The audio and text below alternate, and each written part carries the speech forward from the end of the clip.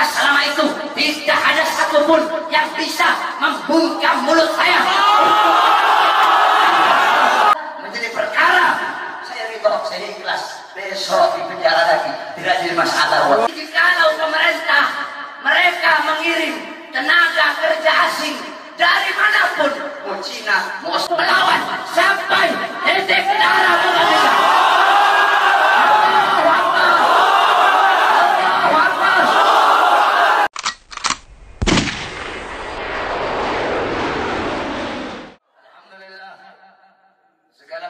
Syukur kehadiran Allah Subhanahu wa taala. Dialah Allah Subhanahu wa taala yang maha besar, yang besar selain Allah kecil. Dialah Allah yang maha perkasa, yang maha kuat, yang kuat, yang perkasa selain Allah lemah. Dialah Allah raja di atas para raja, yang raja selain Allah hamba. Dialah Allah Subhanahu wa taala yang maha berkuasa selama-lamanya, yang berkuasa selain Allah kadang berkuasa dan kadang tidak berkuasa. Dialah Allah Subhanahu wa taala yang maha kaya, yang kaya selain Allah miskin. Dialah Allah yang maha hidup, yang hidup selain Allah pasti akan mati. Yang ada selain Allah pasti akan tiada. Yang wujud selain Allah pasti akan binasa. Sedangkan hidupnya Allah, adanya Allah, wujudnya Allah kekal abadi, tidak akan pernah musnah dan tidak akan pernah binasa. Dialah Allah yang maha berilmu. Yang berilmu selain Allah adalah pencari ilmu. Dialah Allah yang maha tahu. Yang tahu selain Allah adalah pencari pengetahuan. Dialah Allah Subhanahu wa taala yang maha melihat, yang melihat selain Allah buta terhadap warna-warna yang jauh, buta terhadap warna-warna yang tersembunyi dan warna-warna yang tidak tampak. Dialah Allah Subhanahu wa taala yang maha mendengar, yang mendengar selain Allah tuli terhadap suara-suara yang jauh dan suara-suara yang dekat akan menulikannya. Dialah Allah yang dimana kadar kedekatan hamba dengannya tidak akan membuat hamba itu setara dengannya. Jauhnya hamba darinya tidak akan menjadikan dinding penghalang antara dirinya dengan hambanya. Dialah Allah yang dimana walaupun seluruh makhluk berbuat baik, tidak akan menambahkan sedikit pun keagungan di sisinya. Dan walaupun seluruh makhluk berbuat dosa, tidak akan mengurangi sedikit pun keagungan di sisinya. Dialah Allah yang memisahkan dan yang mempertemukan. Dialah Allah yang memisahkan Nabi Allah Adam dengan Siti Hawa.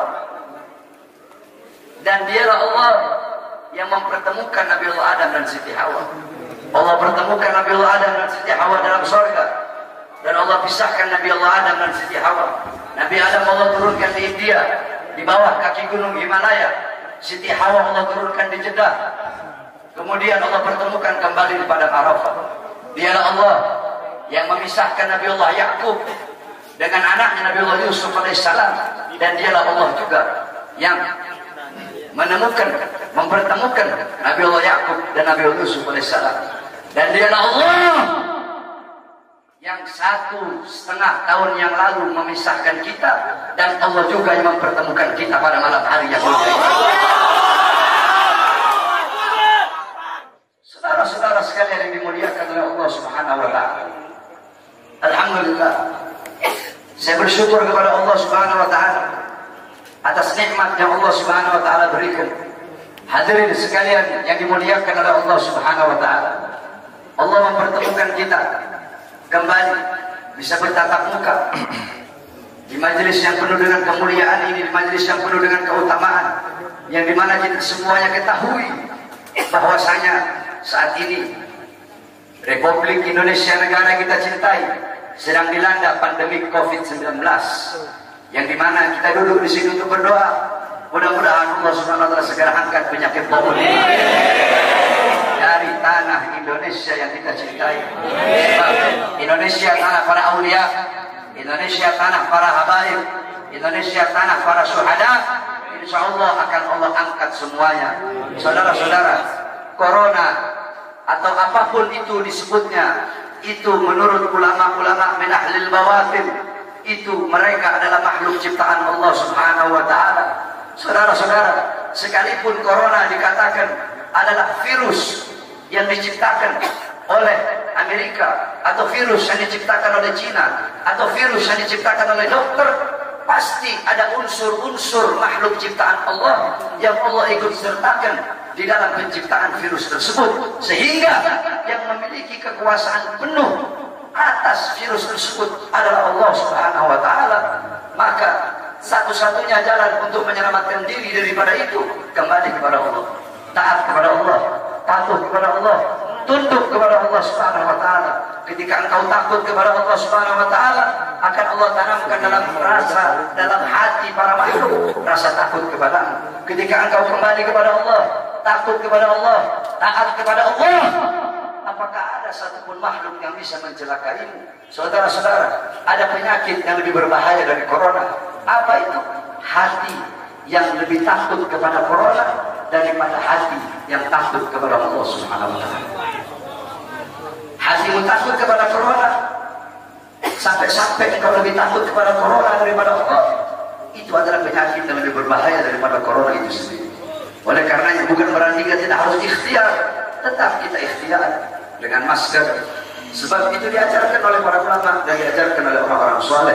Tetapi jangan juga terlalu lebay sampai masjid-masjid ditutup, sedangkan mal tetap buka, Carrefour tetap buka, Carrefour milik orang asing, mal-mal milik orang asing, tempat-tempat yang jual beli sembako milik orang-orang asing dibuka, sedangkan milik pedagang-pedagang kecil ditutup.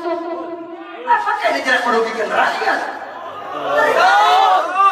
Apa yang mau terjadi di negara, saudara-saudara? Saudara-saudara sekalian yang dimuliakan oleh Allah, ada apa ini, saudara-saudara? Semua orang-orang disuruh berdiam diri dalam rumah, sedangkan tenaga kerja asing dari Cina mereka kirim sebanyak-banyaknya. Kalian mau bikin susah rakyat, kalian mau bikin rakyat kalian mati kelaparan, kalian yang menyusahkan rakyat, kalian yang menderitakan rakyat, kalian yang bikin rakyat kalian susah.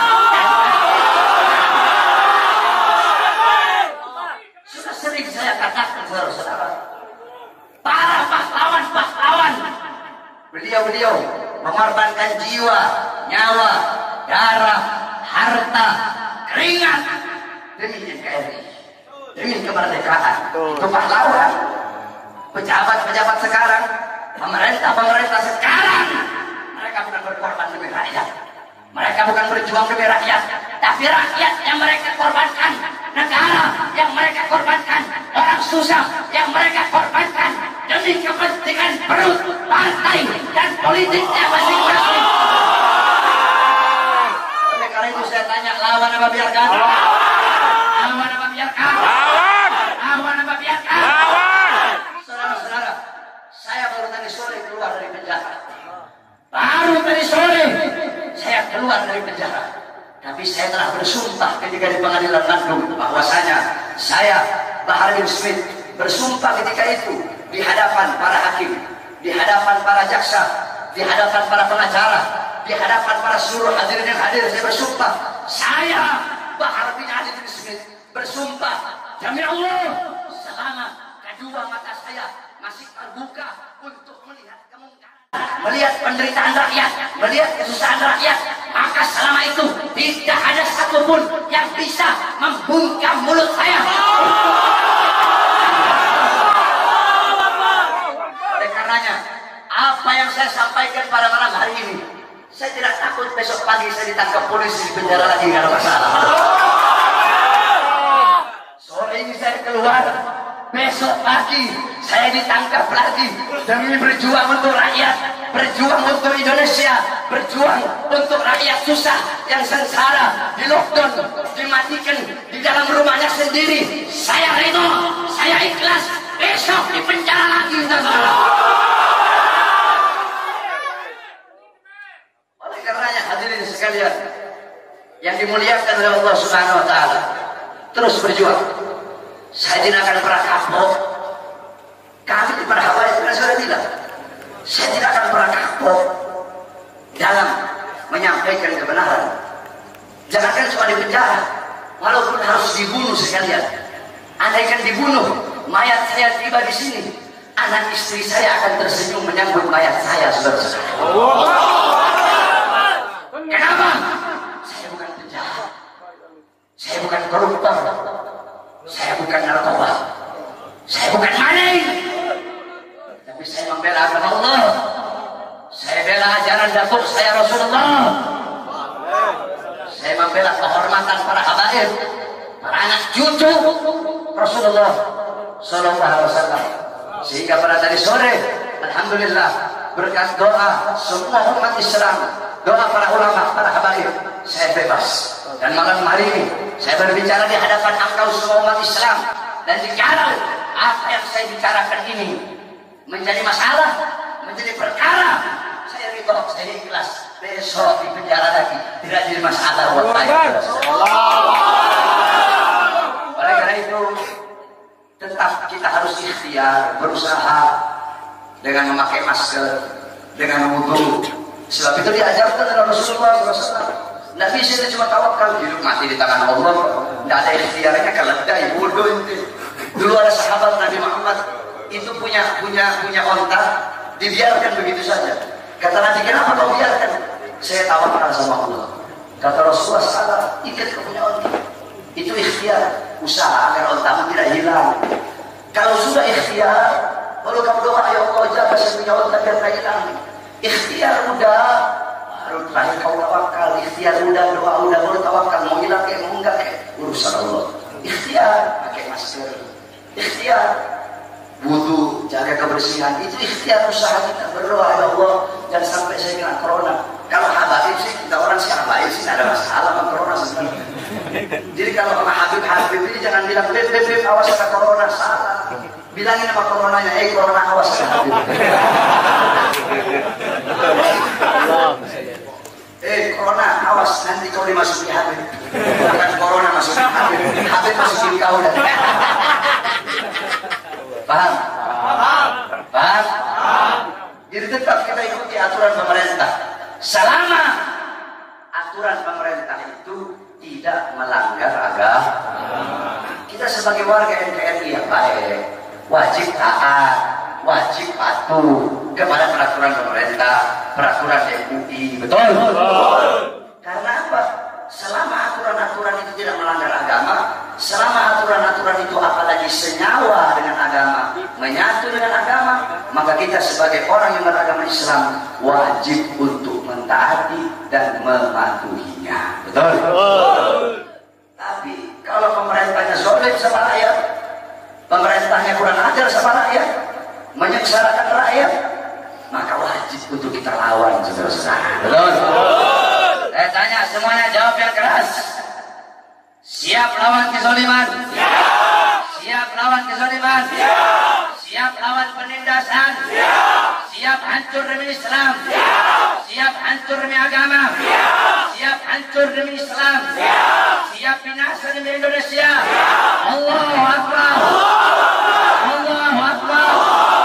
Allahu Akbar. Allahu Akbar. Sampaikan kepada mereka bahwasanya saya Bahar bin Smith mengucapkan ini, saya tidak takut sekalipun besok saya harus dijemput atau dipenjara lagi, saudara-saudara. Kenapa? Karena saya memperjuangkan rakyat yang susah, rakyat yang kelaparan, rakyat yang menderita, tersembunyi, tersingkirkan, dikurung dalam rumah, dibikin mati pelan-pelan. Seorang orang kecil mau kesini mau buka ini susah, sedangkan itu mal-mal penuh, masjid ditutup, masjid ditutup, tempat ibadah ditutup, sedangkan itu mal-mal penuh. Carrefour ada masih buka, Carrefour buka, TikTok buka, Giant buka. Kenapa? Karena punya asing. Hah? Kenapa dibuka? Karena ada punya asing di situ. Kenapa tenaga kerja kok dikirim dari luar yang banyak, sedangkan masih banyak pengangguran di Indonesia? Betul? Anak-anak muda yang pengangguran di Indonesia banyak apa tidak? Banyak apa tidak? Banyak apa tidak? Yang butuh pekerjaan banyak apa tidak? Banyak apa tidak?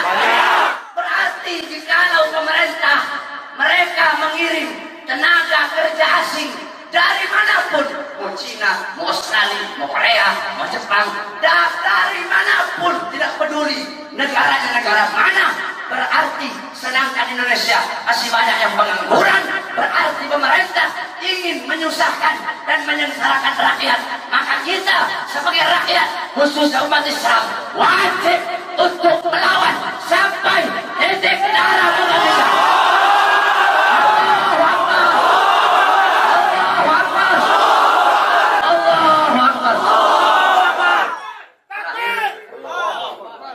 Kita sholat witir. Habis sholat witir, itu semua nih umat Nabi yang hadir, ana layanin foto. Semuanya. Tapi rombongan jangan satu-satu. Kalau satu-satu itu bikin matian. Nanti diatur sama laskar jejer yang rapi, biar ada jejer sampai ujung di sub sana nggak ada masalah. Anda layani itu. Anak khadimul ummah, anak pelayan umat. Allah. Anak kau ini udah datang kecewa-kecewa. Allah. Datang jauh-jauh kemari, terus itu kecewa. Anak kau. Jadi anak layani itu semua. Laskar tinggal nanti ente wajib nurut sama laskar yang jagain. Rombongannya berapa? Jangan rombongan 10 kau bilang 5. Jangan rombongan 20 orang kau bilang 3. Kasihan sayanya nanti. Paham? Paham?